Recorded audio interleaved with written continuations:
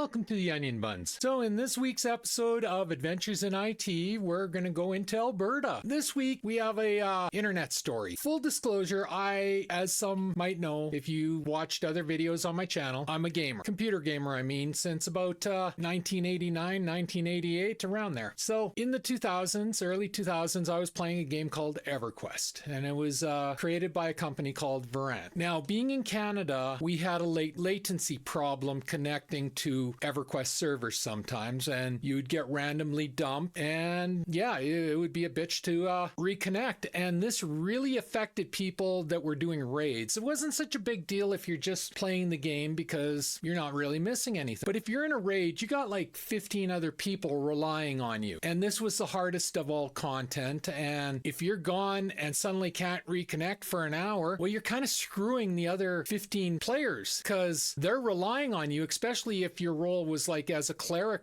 healer or something. So I had playing myself, I had run into issues where the servers would just disconnect me, toss me out, and I'd be gone for an hour, 2 hours before I could reconnect. And I had complained to Verant, and I'd always gotten back, oh, it's your cable, it's your cable, it's your cable supplier, your ISP, it's not us. And having the tools to do the pings and the trace routes and everything, I knew this was a load of crap by them. But you can't argue with these people, so I didn't. I just went about. So anyway, one night, one of my internet CSRs, he calls me over and he's like, so I got this girl and she plays a game you play, EverQuest, and she's complaining about being disconnected, but I've done the IP, I've done the trace route, I've done everything I can think of, and it always comes up to it's their server that's dropping her. I'm like, yeah, I'm fully aware of this. He goes, but she won't believe me because they are so adamant that it's her cable company. And he didn't know what else to do. He didn't play the game. He had no hands-on knowledge of it. So he said, can you please take this call and, explain this to her because I can't get through to her. Okay, fine. So I get on there and